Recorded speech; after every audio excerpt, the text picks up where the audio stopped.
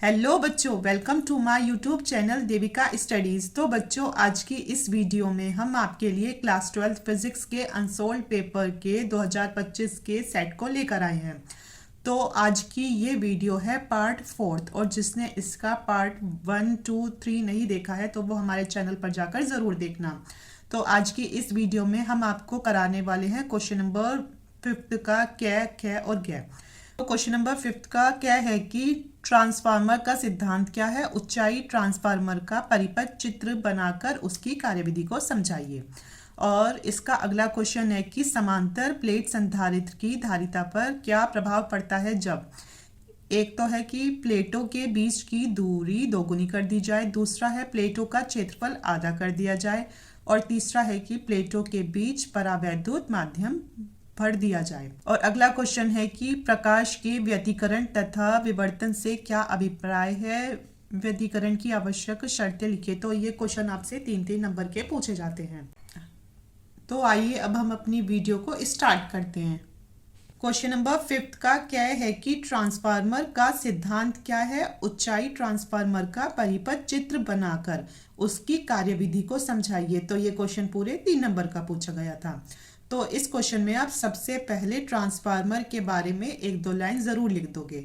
आप लिखोगे कि ट्रांसफार्मर वैद्युत का एक ऐसा साधन है, यानी किसका साधन है, तो ये एक बिजली का साधन है जिसके द्वारा प्रत्यावर्ती वोल्टता को कम या ज्यादा किया जाता है। मतलब कि इसके द्वारा आप वोल्टेज को कम या ज्यादा कर सकते हो। अगर आपके घर में स्टेबलाइजर होगा तो आप उसमें जो उसकी वोल्टेज है उसको कम या ज्यादा कर सकते हो। तो बस यही होता है। और या आप इसकी जो परिभाषा है वो ऐसे भी लिख सकते हो कि ट्रांसफार्मर एक ऐसी युक्ति है जो उच्च प्रत्यावर्ती धारा को निम्न प्रत्यावर्ती धारा में बदलता है और निम्न प्रत्यावर्ती धारा को उच्च प्रत्यावर्ती धारा में बदलता है। तो आप इसमें से कुछ भी लिख सकते हो। इस परिभाषा का मतलब ये है कि जो ट्रांसफार्मर है वो एक ऐसी युक्ति है जो कि हाई वोल्टेज को कम वोल्टेज में और कम वोल्टेज को हाई वोल्टेज में बदल देती है। अब क्वेश्चन है कि ट्रांसफार्मर का सिद्धांत क्या है। अब आपको इसका सिद्धांत लिखना है। अब आप इसके सिद्धांत को लिखोगे। आप लिखोगे कि ट्रांसफार्मर अन्योन्य प्रेरण के सिद्धांत पर कार्य करता है और यह प्रत्यावर्ती धारा के साथ ही कार्य कर सकता है, दिष्ट धारा के साथ नहीं। मतलब ये एसी के साथ तो काम कर सकता है लेकिन जो डीसी होती है उसके साथ नहीं कर सकता। अब ये अन्योन्य प्रेरण क्या होता है, तो आइए इसे इस चित्र के माध्यम से समझते हैं। तो इसमें दो जो कुंडलियां होती हैं, ये जो आपको ये तार दिख रहे हैं तांबे के तार हैं, तो ये क्या है, तो ये है हमारी 2 कुंडलियां। एक तो होती है क्या प्राथमिक कुंडली और दूसरी होती है ये जिसका नाम है द्वितीय कुंडली। इस प्राथमिक कुंडली का मतलब है पी, मतलब इसे पी से दर्शाते हैं क्योंकि इसका नाम इंग्लिश में होता है प्राइमरी।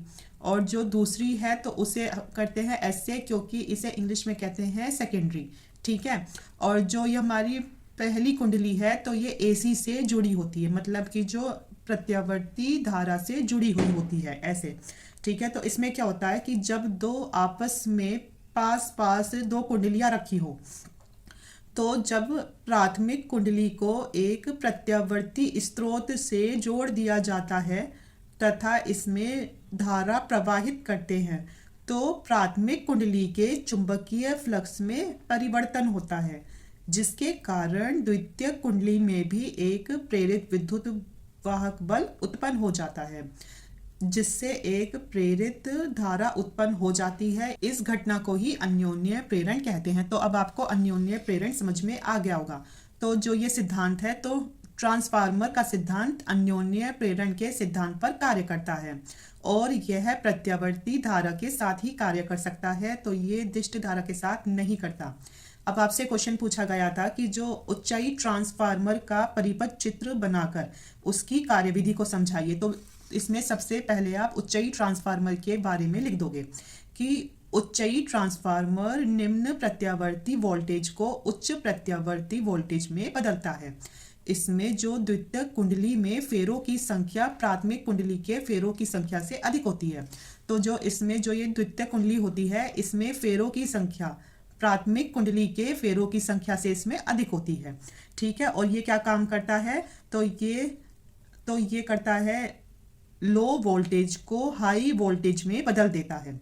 इसमें दिखाएंगे कि एन एस बड़ा होता है एन पी से, मतलब इसमें जो ये होता है जो द्वितीयक कुंडली है तो ये बड़ी होती है क्योंकि इसमें फेरों की संख्या अधिक होती है और एन पी में जबकि कम होती है। ठीक है, तो आप इसमें एक दो और अगर एक्स्ट्रा कुंडलियां ही बना दोगे तो कोई दिक्कत नहीं है, इससे ये पता चल जाएगा कि ये क्या है। तो ये है ऊंचाई ट्रांसफार्मर।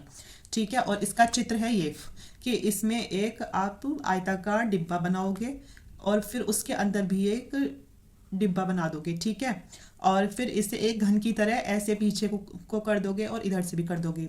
अब आप इसमें दो कुंडलियां अटैच कर दोगे, एक येरी एक येरी। तो ये कुंडलियां किसकी बनी हुई है? तो ये कुंडलियां हैं इसमें तांबे के तार की। और जो ये आपने ये गैप किया है इसमें पतली पतली वो होती हैं नरम लोहे की क्रोड। ठीक है, ये ऐसे इधर हो जाएंगी। अब इसके साथ एक एसी जोड़ देंगे। ठीक है, और ये हो गई हमारी क्या? तो ये हमारी द्वितीयक कुंडली। तो ये हमारा किसका? तो ये चित्र है हमारा ऊंचाई ट्रांसफार्मर का। अब ये है इसकी कार्यविधि। तो जो इसकी कार्यविधि है तो ये समझ लो कि ये अन्योन्य प्रेरण की परिभाषा ही है कि इसमें क्या होता है कि जब प्राथमिक कुंडली को एक प्रत्यावर्ती स्रोत से जोड़ दिया जाता है यानी एसी से जोड़ दिया तथा धारा प्रवाहित करते हैं फिर उसमें, तो प्राथमिक कुंडली के चुंबकीय फ्लक्स में परिवर्तन होता है। और जब उसमें परिवर्तन होता है जिसके कारण द्वितीय कुंडली में भी एक प्रेरित विद्युत वाहक बल उत्पन्न हो जाता है जिससे एक प्रेरित धारा उत्पन्न हो जाती है। तो ये थी इसकी कार्यविधि। अब आपके लिए एक इम्पॉर्टेंट क्वेश्चन है जो कि एमसीक्यू में पूछा भी गया और आपसे भी पूछा जा सकता है। क्वेश्चन था कि ट्रांसफार्मर की पत्तियां किसकी बनी होती है। तो जैसे ये ट्रांसफार्मर के ऊपर ये था तो इसमें जो ये पत्तियां थी तो ये किसकी बनी होती हैं? तो ये बनी होती है नरम लोहे की। अब क्वेश्चन नंबर 5 का ख है कि समांतर प्लेट संधारित्र की धारिता पर क्या प्रभाव पड़ता है जब। एक तो पूछा गया था कि प्लेटों के बीच की दूरी दोगुनी कर दी जाए, दूसरा था प्लेटों का क्षेत्रफल आधा कर दिया जाए और तीसरा था प्लेटों के बीच परावैद्युत माध्यम भर दिया जाए। तो आपको पता है समांतर प्लेट संधारित्र की धारिता का सूत्र होता है C बराबर epsilon not A upon D। क्या होता है? तो इसका सूत्र होता है C बराबर epsilon not A upon D। ठीक है, और ये क्वेश्चन भी पूरे 3 नंबर का पूछा गया था। तो सबसे पहला क्वेश्चन है कि अगर प्लेटों के बीच की दूरी दोगुनी कर दी जाए तो जैसे ये दो प्लेटें हैं और जो इनके बीच की दूरी है तो ये कितनी कर रहे हैं? तो ये कर दें हम 2D, मतलब इसकी दूरी कितनी होगी? दुगनी कर दी। तो जो इसकी धारिता है C, इस पर क्या प्रभाव पड़ेगा? मतलब ये आधी होगी, दुगनी होगी या मतलब कैसी होगी? ठीक है, तो जब हमें इसका सूत्र पता है कि इसका सूत्र होता है C बराबर epsilon not A upon D और यहाँ हमें केवल एक तो C चाहिए, एक चाहिए D। तो इन सबको क्या मान लेंगे? इन सबको हम मान लेंगे कि ये है ही नहीं, तो इसीलिए हो जाएगा C व्युत्क्रमानुपाती D के। ठीक है, तो अब इसमें क्या करेंगे? इसमें हम ये मान लेते हैं कि जो पहले धारिता थी C1 तो वो कितनी है? 1/D है क्योंकि इसमें दूरी तो उतनी ही रहेगी। ठीक है, और फिर जब दूसरी बार इसकी धारिता कितनी हो गई तो इसकी जो दूरी है उसको कर दिया दुगना, पर ये धारिता ऐसी रही। अब हम इन दोनों को बटे में कर देंगे C1 बटे C2 के।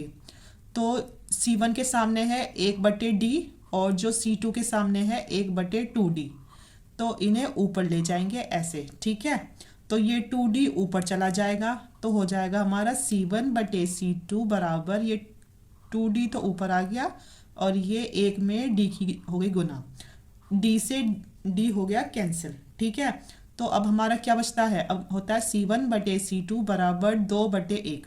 तो इनकी हो गई आपस में क्रॉस मल्टीप्लाई, तो हुआ 2C2 बराबर C1।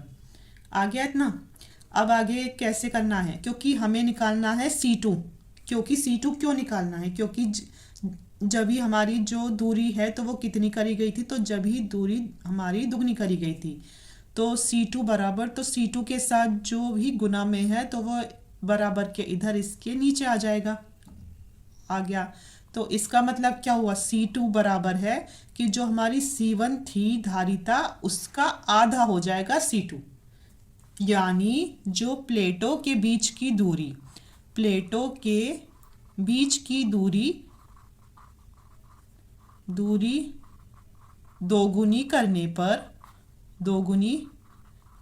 पर धारिता आधी हो जाती है। कैसी हो जाती है? आधी हो जाती है। आधी हो जाती है। तो ये है इसका आंसर। और अगर आपको ऐसे समझ नहीं आ रहा तो आपके लिए एक और तरीका है कि ये है, ठीक है। अब जब इसकी जो दूरी है तो वो कितनी कर रहे हैं, तो इसकी दूरी कर रहे हैं दुगनी, ठीक है। तो जब इसकी दूरी दुगनी हुई है तो आपको ये दिख रहा है ये कितना है, आधा है। तो ये धारिता कितनी हो जाएगी, तो धारिता इसकी आधी हो जाएगी, ठीक है। किसकी? दूरी की आधी हो जाएगी धारिता। आप ऐसे भी समझ सकते हो, पर अगर ऐसे समझोगे तो और भी आसान लगेगा आपको।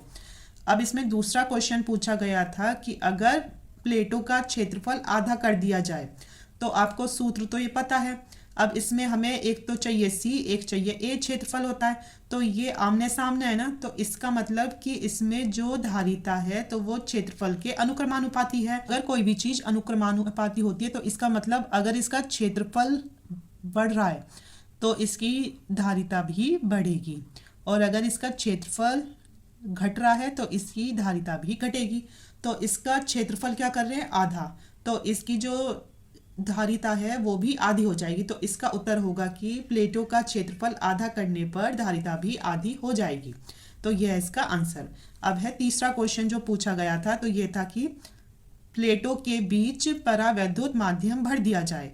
देखो सूत्र तो ये था, अब बस इसमें क्या जोड़ दिया गया है, के, यानी इसमें परावैद्युत माध्यम जोड़ दिया गया है। तो ये भी आमने सामने है, तो ये दोनों अनुक्रमानुपाती हैं। तो इसका मतलब कि अगर इसका परावैद्युत माध्यम बढ़ जाता है तो इसकी धारिता भी बढ़ जाएगी। तो हो जाएगा कि प्लेटों के बीच परावैद्युत माध्यम भर दिया जाता है तो धारिता बढ़ जाएगी। अब अगला हमारा क्वेश्चन नंबर 5वें का यह है कि प्रकाश के व्यतिकरण तथा विवर्तन से क्या अभिप्राय है।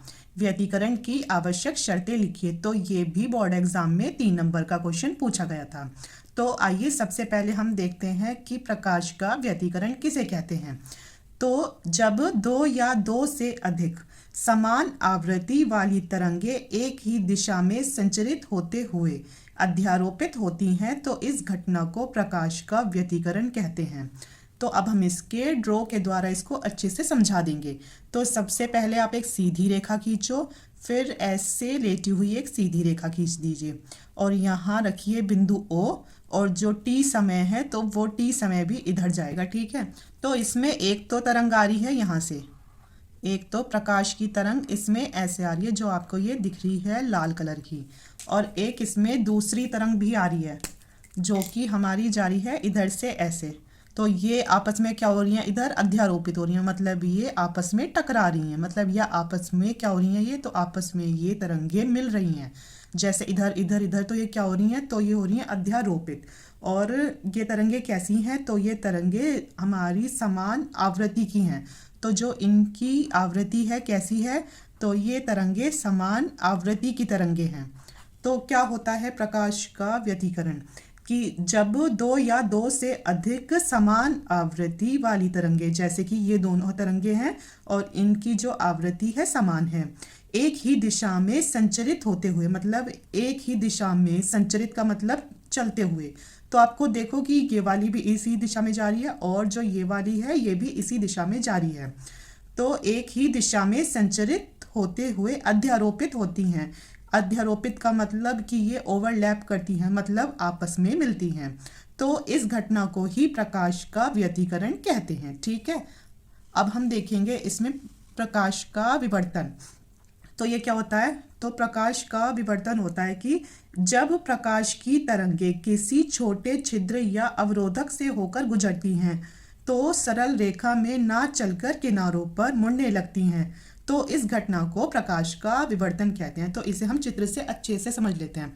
अब जैसे आपने यहाँ लिया एक प्रकाश का स्रोत, यानी आपने इधर लिया है क्या, बल्ब, ठीक है। ये है एक बल्ब, इसमें से आ रहा है प्रकाश, ठीक है। और आपने इधर ली है क्या, दीवार, और दीवार में कर रखा है आपने एक छोटा सा छेद। ये क्या है, तो ये है एक दीवार, इसमें है एक छोटा सा छेद। और आपका इधर क्या लग रहा है, तो इधर लग रहा है दीवार के साइड में है ये पर्दा, ठीक है। तो ये क्या है, बल्ब है, और ये है दीवार, और ये है पर्दा। ठीक है। तो अब जैसे इसमें से बल्ब में से प्रकाश इस दीवार से टकरा रहा है ना, इस दीवार पर प्रकाश जा रहा है, तो ये जाते जाते ये प्रकाश इस छेद में से जाएगा और इस पर्दे पर भी चला जाएगा। लेकिन छेद इतना सा है तो हम सोच रहे थे कि जो प्रकाश आएगा तो वो केवल इतना आएगा, पर ऐसा नहीं होता है, क्योंकि प्रकाश क्या काम करता है, जो इस दीवार के किनारे है उनसे ऐसे मुड़कर तो वो इधर भी फैल जाता है, ऐसे ही इस वाले किनारे से मुड़कर वो इधर फैल जाता है। तो हम तो सोच रहे थे कि जो, क्योंकि हमारा जो दीवार का छेद है तो वो केवल इतना सा छेद है, तो जो ये प्रकाश इस पर पड़ेगा पर्दे पर तो वो भी केवल इतना सा आएगा, पर ऐसा नहीं होता। तो जो ये प्रकाश आ रहा है तो ये इस दीवार के किनारों पर मुड़कर ऐसे आ जाता है, ठीक है, फैल जाता है, तो इसे ही कहते हैं प्रकाश का विवर्तन। तो आखिर क्या होता है प्रकाश का विवर्तन? तो जब प्रकाश की तरंगे, है ना, किसी छोटे छिद्र या अवरोधक से होकर गुजरती हैं, जैसे कि ये इससे होकर गुजरी हैं, तो सरल रेखा में ना चलकर तो ये इधर सीधी रेखा में ना जाकर किनारों पर मुड़ने लगती हैं। तो जो ये इसके किनारे हैं उस पर जाकर क्या होती हैं, तो उस पर जाकर ये ऐसे मुड़ने लगती हैं। तो इस घटना को ही प्रकाश का विवर्तन कहते हैं। अब हम देखेंगे आवश्यक शर्तें। किसकी आवश्यक शर्तें? तो अब हम देखेंगे इसमें व्यतिकरण की आवश्यक शर्तें क्या हैं। तो सबसे पहली शर्त है दोनों स्रोतों से प्राप्त तरंगों, मतलब कि जो दो स्रोत हैं जिनसे क्या आ रही है, प्रकाश की तरंगें आ रही हैं, उनकी जो कला है उनमें अंतर समय के साथ स्थिर रहना चाहिए, मतलब कि उनकी कलाओं में जो अंतर आ रहा है तो वो समय के साथ बदलना नहीं चाहिए। और दूसरा है इसमें कि दोनों तरंगों की आवृत्तियां या फिर तरंग दैर्ध्य बराबर होने चाहिए, या तो इन तरंगों की आवृत्तियां बराबर होनी चाहिए और या इनके तरंग दैर्ध्य बराबर होने चाहिए। तीसरा है दोनों तरंगों के आयाम लगभग बराबर होने चाहिए।